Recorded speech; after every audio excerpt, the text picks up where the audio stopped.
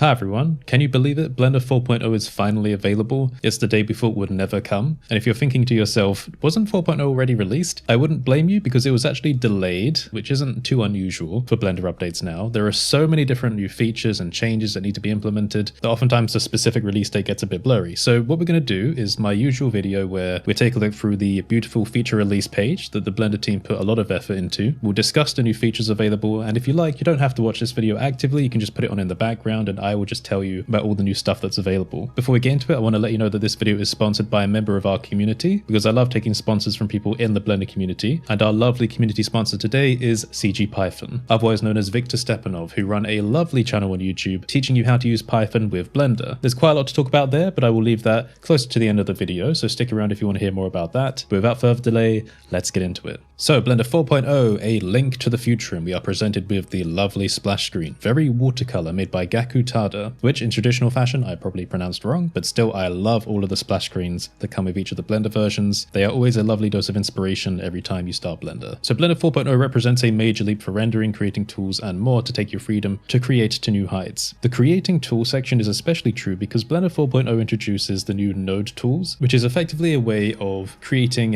executable tools using geometry nodes. I'm tempted to call it visual scripting, but it's only partly true, but we'll get to that. So first of all, if you take a look down through the feature release page, you're going to get a series of videos because every time Blender releases an update now, they'll do their own breakdown video just quickly showing off some of the highlighted features, and there's also a lovely reel where you can take a look at different work created by people in the community. These are always lovely sources of inspiration, and one thing that's fun now is that as someone actively creating content in the community, I'm starting to recognize who a lot of these art pieces are made by without even checking the credits. So it's lovely seeing like these repeating creators popping up and kind of adding their flair to the history of Blender. But let's get down to actual features and changes. So beautiful by default. Meet the new principled BSDF. More energy conserving, more efficient, and more flexible. Beautifully easy. The order of different layers has been adjusted to allow for more flexibility when mixing between them. Basically, there have been some significant changes to the principled BSDF shader, which is effectively our primary shader in Blender. It's like the main one that we will go to for creating physical shaders. It's got all the parameters we really need, and though we've never really had something that can 100% match reality, it's one of the closest things we have for like an all-purpose shader. So what's changed? The coat layer is placed on top of all base layers, including the emission layer. This can be used, for example, to simulate emissive textures behind glass like on a phone screen. I love that because I love doing emissive materials. A good example here on the right shows how the coat properties for the material now go over the top, so it's easier to kind of visualize, like, as they said, a screen in front of something. A traffic light here is a perfect use case for that because the emission doesn't cover the entire material, so you can see how useful that is. And I love that they do these before and after interactive elements on the feature page. It's really useful. Coat tint and IOR, index of refraction, inputs were added so that it can be used for more than a white clear coat, like a tinted car paint coating. On these pages as well, you can always click through to read more information on the documentation page for Blender, and those documentation pages often contain more images and stuff, just to help you wrap your head around the features. So what about Sheen? Sheen uses a new microfiber shading model sitting on top of all layers. So again, the best way to visualize this is with the before and after. So you can see that Sheen is adding this, well, a sheen on top of the object. You might call this like a form of specularity, right? But Sheen's a bit more specific than just a specular. Traditionally, Sheen has been used for fuzzy cloth, but now it can also be used for dust on arbitrary materials. So that's great. It does look like that, doesn't it? Like a very thin dust layer. I imagine if you combined the Sheen with a kind of semi-procedural mask, you may be able to get more realistic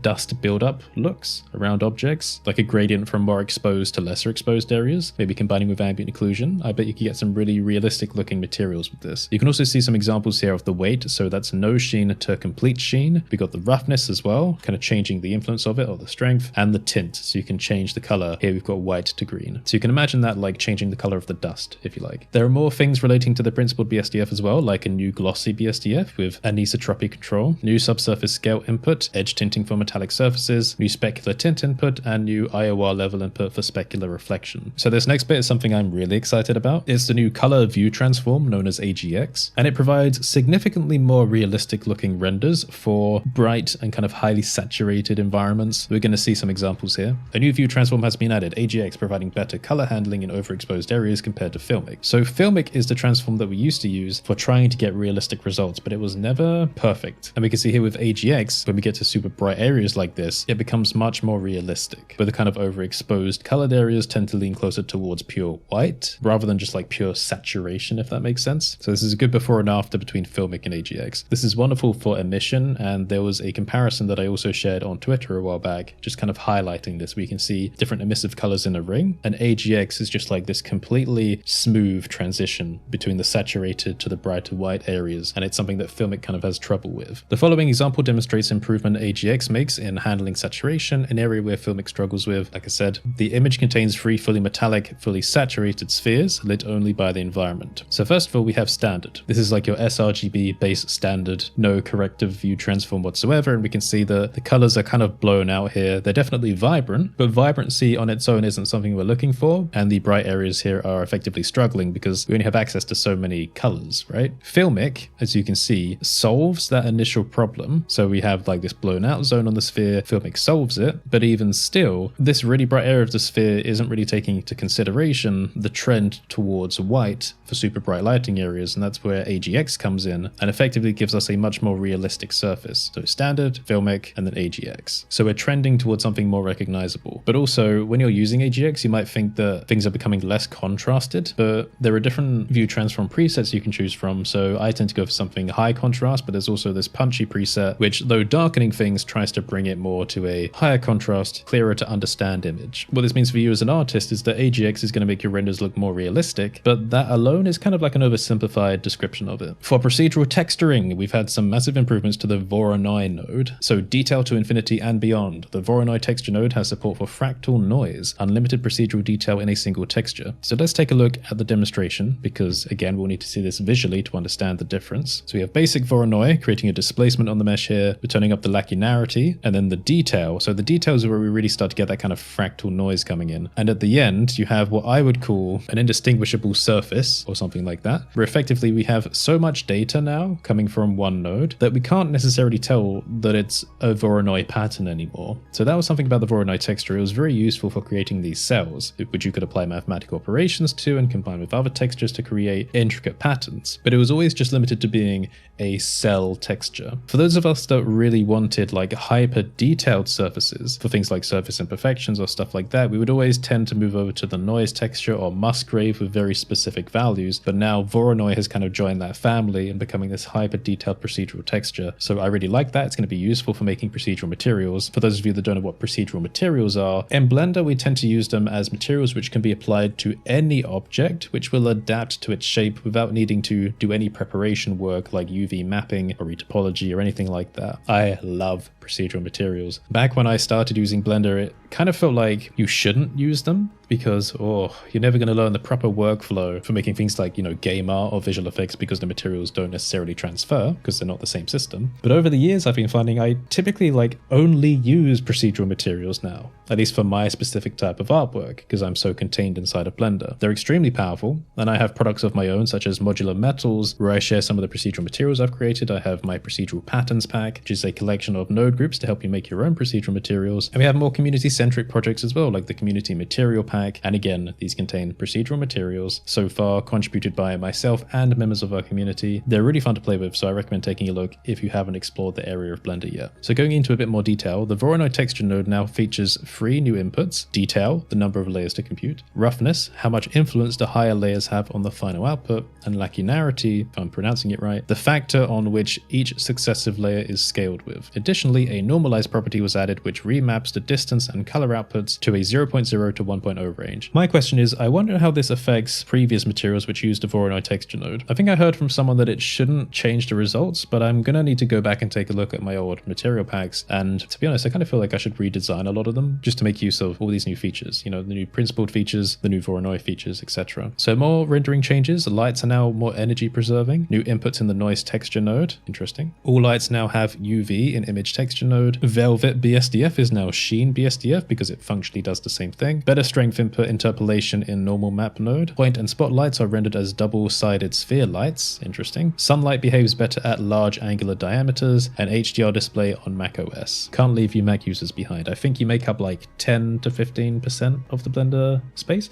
At least that's from my data. I don't know about the actual Blender community. I just know that from my sales on certain products, it's about 10 to 15%. Let me know if you're a Mac user. Add to that data pool. Make yourself known in the comments. improvements. So finally, this next feature has been in demand for quite a while, light linking. The missing link, the long-awaited light linking feature is here. Light and other emissive objects can be set to affect only specific elements in the scene. Additionally, shadow linking gives control over which objects act as shadow blockers for a light. Effectively, you can exquisitely control now how the lights are affecting different objects in your scene, and likewise shadows. In the example above, the light linking is set up in a way that the blue rim light and front-facing sunlight only affect the character's skin, ignoring the eyes and the environment. So this is significantly useful for people that are paying attention to the comp of the scene, the composition and comp after the fact, because oftentimes you want, again, careful artistic control over what light sources are affecting which objects. So we can see here that the reflections in the eyes are kind of breaking the reality of the scene by highlighting the sources, which is not so great for creating something believable. So there's things that we would like to exclude from the surface of the eye. However, we can tell that it's still affecting the body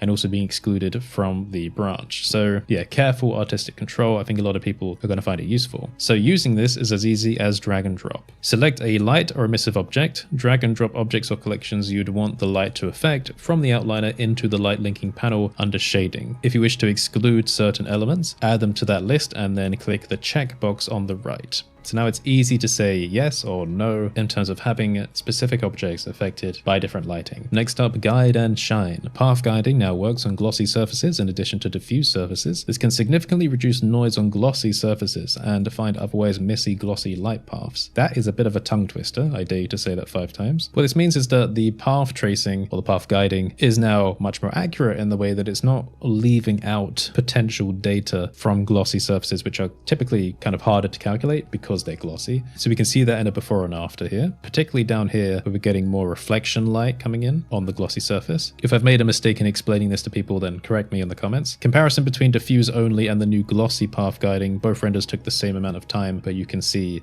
the difference in quality that we have. More efficient multiple scattering GGX, 1.76 times speed improvement uploading large meshes, open shading language changes, metal hardware ray tracing, and hair BSDF for elliptical cross sections. Okay, so another massive feature, this is more tending towards the geometry node side of things. We have the node tools. So this is where you can build your own operations in Blender effectively by using geometry nodes. And geometry nodes can now be run as regular operators using node tools, an accessible way to expand Blender and customize tools without requiring Python. So this is why I'm calling it a bit of a visual scripting feature. Now, Simon Thomas has done a lovely video here on the Blender channel explaining node tools to you. I recommend giving it a watch. They always have a really good way of explaining things. And because of this new feature, there are now some extra nodes kind of helping you to design the tools you need. So you can get information from where the 3D cursor is and its rotation, so you can build tools with that in mind. We have selection and set selection options and face set and set face set. So again, these are functionally like abstract functions in coding, like I have in my Easy BPY module. This is allowing you to retrieve and set information about the scene using geometry nodes, which is useful for making your own tools. We have a variety of community created tools here, but I recommend checking out Passive Star on Twitter because they've been doing a lot of really cool demonstrations with this. Just to take a look at one of the demonstrations, you can see that they have selected a ring of edges. Now they have a tool which puts cubes on edges and they can extend it with parameters. Then they have a tool which turns the edges to curves. So you can effectively see that by combining different node tools together, like different modeling functions, you can very, very quickly piece something together that would actually take you quite a long time to model manually. Here's another super impressive one by Passive Star, a panel hole cut tool.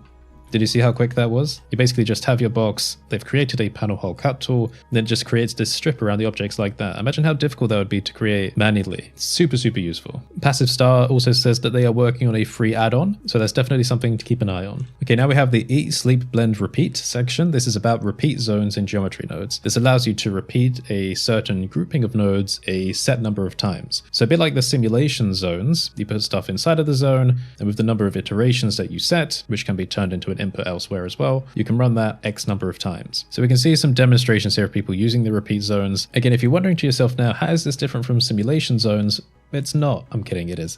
Not just with visual systems like geometry nodes like this, but also in coding, there are lots of different types of loops depending on the specific data you have access to, how many times you want to run things, whether inside the things you're running you need access to the number of times that it's being run and stuff like that. And you also don't want everything to be run on the timeline like a simulation zone does. For example, if you're making a node group of a useful feature and you're effectively duplicating the same node several times, that's kind of inefficient because then you got all these nodes to manage and then change all the parameters on if you need to do that in the future. So repeat zones will effectively condense all that down and just say, hey, just run this thing 10 times for me, and then we continue without necessarily having to bake anything to the timeline like a simulation zone. So this will be useful for different effects. We also have simpler rotation, so a new rotation socket is introduced along with 8 new nodes for simpler processing. So you can convert between rotations and Euler, that's super useful. Rotation to an axis angle, quaternions as well. Rotations are a pain to deal with, so simplifying them, great thing. And more additions to geometry nodes, so there's a new points to curves node. Simulation zones can now be baked individually. Mesh to volume now generates proper fog volume. There's a new debug utility to check for a bad index. And if you want to learn more about the future geometry nodes, you can check out the workshop link here. So this will run you through the philosophy and different things that they're hoping to get to in the future.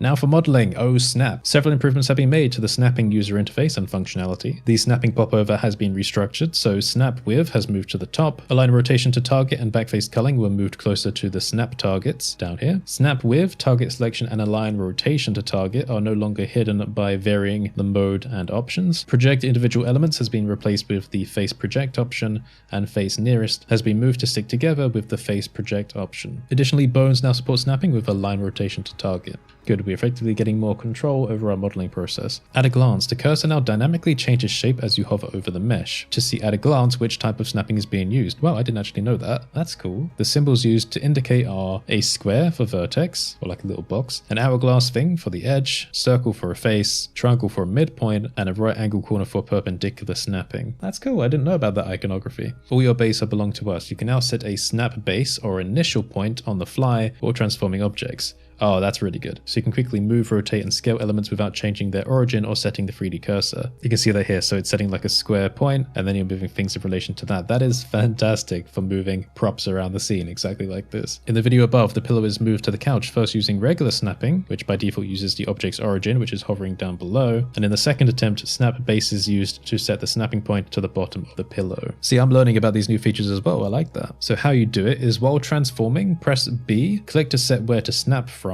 Here it's at the bottom, then where to snap to, and done. I've got to give that a try. That's really cool. Combine it with transform, rotate, scale, axis constraints. In this example, the shelf is moved in object mode to align with the top of the fridge. They put the point there, align it down with the fridge, then scaled in edit mode to align with the shelf underneath. So they select the edge, move it down to the shelf. Oh, that's a bit like SketchUp a little bit. We could choose like nearby points and other objects to like bring the alignment to. Finally, the pot is moved to the top of the shelf using its base for snapping, even though the object's origin is in the lid. Wow, that is a really good feature. Well done, dev team. Alright, the search is not over. Find what you're looking for in Blender 4.0 with these new additions to search on menus. So basically, there's a more consistent presence of the typing to search for features now. We're kind of used to it in, the shader editor where you press Shift-A, you could click on search and then type to find it. Now when you open menus like this, you can just automatically start typing. So now all add menus can be searched instantly like this. This includes for adding objects, nodes, strips for the sequencer, and modifiers. Other menus can be searched by pressing spacebar. So speaking of modifiers, the add modifier menu just got a major upgrade. So there's a Shift-A shortcut in the modifier space. And again, you can immediately type to search so you can get your muscle memory in. And that also includes custom modifiers made with geometry nodes. Very handy. So again, like this update is kind of leaning towards tool development for artists, if that makes sense. So without knowing any coding, as you're building tools while you're using Blender, you can effectively reuse them in different parts of Blender, which is really handy. Works anywhere. Press spacebar to search inside any menu and submenu. For example, you can mouse hover the file menu and type a file format you'd like to import or export. Again, I didn't know about this. That's cool. You don't even really have to click through the interface manually, or hover the open recent submenu and search for recently opened files. Very cool. I wonder how far back that goes. And it also has a memory. Recently searched items will be listed first and disappear as you start typing to make room for relevant results. These results are saved in your preferences and shared across Blend files. Seems like Blender is developing a very intuitive interface. More interface stuff. All rotational inputs now shown with maximum precision, hierarchy lines in the tree view UIs, I like that. Color picker now works outside of Blender on Linux and Windows. Oh wait, really? So I can pick things from like other things on my system, that's cool. And increased color picker size. Also, something that a lot of people might not realize, but it has actually made quite a big difference, is there's a new font in Blender. Blender's UI now features Inter, a typeface carefully designed for computer screens. Font size doesn't matter regardless of the size of your screen, Blender will look very sharp. A new preference allows you to set subpixel anti-aliasing for more control over hint hinting. More on text rendering, text outputs now use correct hinting and subpixel positioning, Chinese, Japanese, and Korean punctuation recognized in word selection, and use multiplication symbol where appropriate. Clean, very clean. Oh god, there's still more features to go through. Streamlined Keymap, a few new shortcuts have been added while some have been adjusted for usability and consistency across modes. They've done a video here kind of explaining that because I guess it's so significant that they needed to walk us through it. So worth giving a watch if you want to become a power user and get that stuff drilled into your muscle memory. For the tweak tool, you can now click, drag multiple objects at once. Control and comma will open preferences. I should remember that one. Double click over markers to rename them, changes to sculpt paint and grease pencil, and industry compatible Keymap improvements. Now we come down to bone collections. So this is really important in the same way that regular collections in Blender are important. We used to have to put all of the objects on these limited numbers of layers in like 2.79 and previous versions, which was very, very limiting. I don't know how we did it back then. Collections have been super important for organization, but the same applied to bones really. So now you can organize armature bones into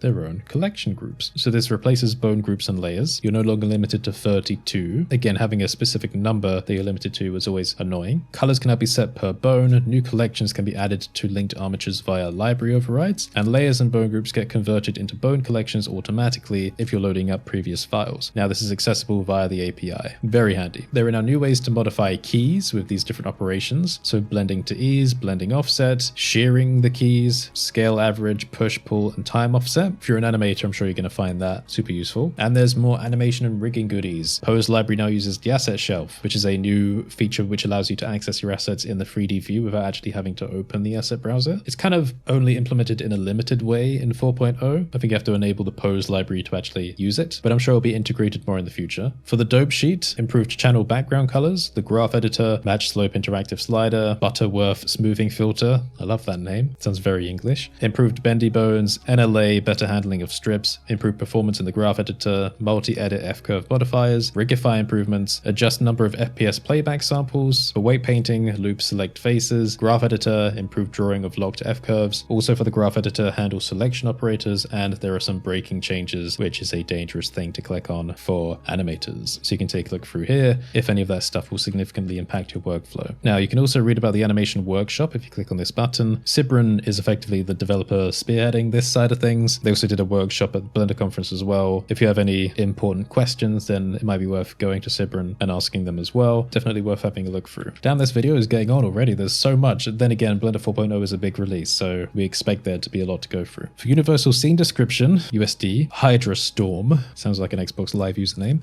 Storm is a real-time renderer part of USD. When enabling the add-on, it can be chosen as an alternative to Cycles, Eevee, or Workbench. In production pipelines where Blender outputs USD files, it provides a preview of how the scene will be exported to other applications. Effectively, some degree of standardization for pipelines. More USD, skeleton and blend shape animation import through USD Skell, extended export with Python scripts through hooks, generic attribute input-output for meshes, light I/O improvements to follow USD conventions, and camera I/O improvements. Now for those of you that like free content, the human base meshes bundle got an update with new assets, improved topology, and several fixes. So if you're looking for a head start with sculpting humans, now everyone has access to this. Well, this was introduced previously, but there have been some improvements. It's really good as like a base for sculpting as well. And Blender 4.0 is fully aligned with the VFX Reference Platform 2023, making it easier to integrate into studio pipelines. And finally, there is more. So there are sculpt and paint improvements, modeling in UV, more core improvements, Eevee and viewport. Eevee is going to have more significant changes in the future as well. Import, export, text editor, sequencer, and Python changes. So it's at this point that I need to lower the mood a little bit. This is only really relevant for people that use my add-ons, but a lot of features in my add-ons are no longer working with Blender 4.0 because of these breaking changes and in some cases, new Blender bugs as far as we're concerned. One of the most concerning to me relates to modular workspaces. There's been some weird behavior change with context overrides in the interface that now when we're choosing areas of the interface to close, sometimes it doesn't work. I referenced this in the previous video as well. So I've got someone looking into it. We've also highlighted it as a potential bug that I think Campbell has assigned to themselves. We'll see if that goes anywhere. But what I'm basically saying is if you're noticing that any of my tools aren't working, just let me know. Please don't get angry. We need some time to fix things. You know, I don't have a team. I just have myself and anyone that's willing to help on the side as well. You can help me fix my tools just by going to my website, going to the contact page, start up a conversation. When I start the email thread with you, you'll be able to send images as well. You can contact me on Blender Market, etc. Anyway, before we move on to the end of the video, I need to let you know about our community sponsor, CG Python. So, as you've seen, there are a lot of tool-specific specific features in Blender. Some of them, like node tools, are starting to kind of breach into the visual scripting territory, allowing you to design your own tools in Blender. How cool is that? But nothing really takes over the power that Python provides you for developing your own tools for the software. Tools which you can then use to speed up your workflow, share with other people, potentially even make money off, because people leave donations. But you can also sell the access to the add-ons even though they need to comply with the GPL license, etc. What people are effectively paying for is the download service in that case. But if you want to learn how to use Python in Blender, I highly recommend CG Python's channel. More specifically, they have set up playlists. Let's take a look. We have the Beginner Blender Python Scripting Practice playlist and more functional Blender Python scripting playlists. Now, I'm not just recommending CG Python because they're our community sponsor in this video. If you've been around for a while and you've watched our community roundup series, I've recommended them a few times anyway, just because I thought their content was super useful. There are very few channels on YouTube that are solely dedicated for learning to use Python in Blender, and it's an extremely useful tool. If you want to be like me and make my own add-ons for Blender to speed up your process, then this is one of the best places you can come and find accessible and well-made content, and there is a lot of it available. They've put so much effort into this, you owe it to yourself just to maybe invest a little bit of time seeing if it's something you might be interested in. Also, if you're freelancing or like working in a team or a studio, I think they'll find it really useful if you suddenly appeared out of nowhere with the ability to